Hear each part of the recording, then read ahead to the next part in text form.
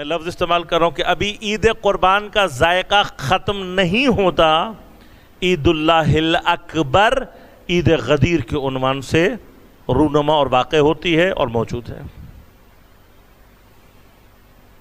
پھر ایک بریکٹ میں بات کہہ دوں، جس عید کو روایات نے اہل بیت علیہ الصلوۃ والسلام نے عید اللہ الاکبر کہہ کے شناخت کروایا، پوچھنے والے نے جب پوچھا آپ نے فرمایا غدیر کی حیثیت دیگر اعیاد کے درمیان ویسی ہی ہے جیسی سورج کی حیثیت باقی چاند ستاروں کے مقابلے پر ہے۔ ستارے تو شاید اپنی روشنی رکھتے ہوں، لیکن چاند کو حتیٰ روشنی بھی کس سے ملتی ہے؟ سورج سے۔ اور یہ اس کا نور منور کرتا ہے پورے آسمان کو۔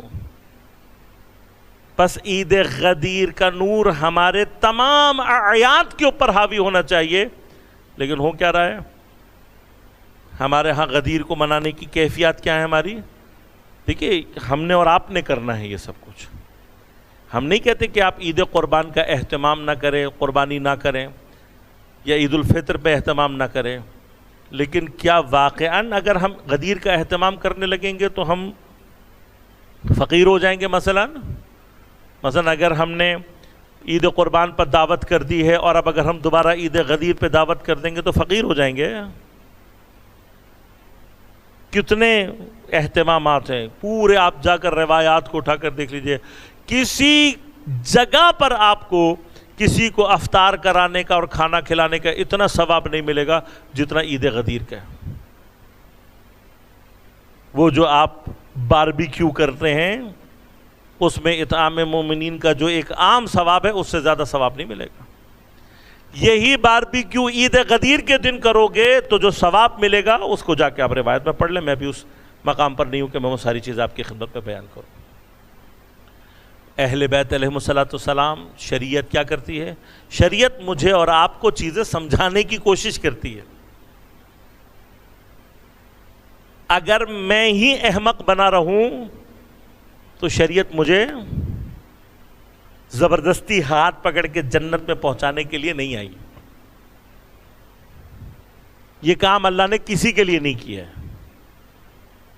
کوئی ایسا نہیں ہے کہ جس کو اللہ تعالیٰ چاہتا ہو کہ یہ بندہ میرا زبردستی پہنچ جائے جنت میں، چاہے یہ جتنا ہی احمق اور بے وقوف اور ناخلف کیوں نہ ہو۔ ایسا کوئی سسٹم نہیں ہے اللہ تعالیٰ کا۔ مومنین اس نے احمقوں کے لیے نہیں سجائی ہے،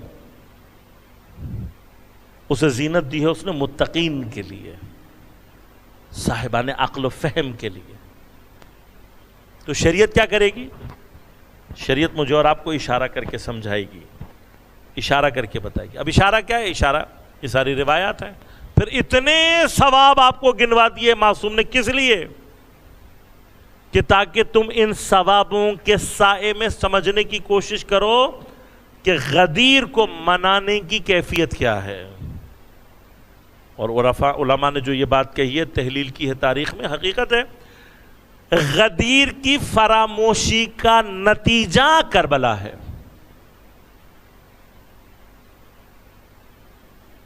غدیر کی فراموشی کا نتیجہ ہے کربلا۔ لوگوں نے بھلا دیا۔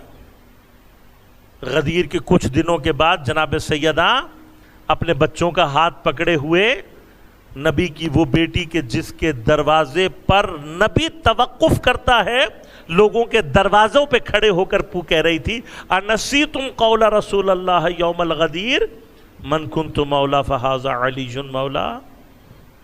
کیا تم نے بھلا دیا پیغمبر کا وہ قول غدیر کے دن کا کہ من کنت مولا فہذا علی مولا؟ اگر میں اور آپ غدیر نہیں بنائیں گے تو حضرت کا یہ قول میرے اور آپ کے لیے بھی ہے۔ اور تو کتنی چیزوں کو بھلاؤ گے؟ ہاں، تمہیں غدیر یاد نہیں رہی، تمہیں آئے انما ولیکم اللہ کا مصداق یاد نہیں رہا، تمہیں مباہلہ کے مصداق یاد نہیں رہے، تمہیں آئے تطہیر کے مصداق یاد نہیں رہے، تمہیں سورہ دہر جن کی شان میں نازل ہو رہی ہے وہ یاد نہیں. اگر تمہیں قرآن میں سے کسی بھی چیز کا کوئی بھی مصداق یاد نہیں ہے تو پھر مسلمان کس لیے ہو؟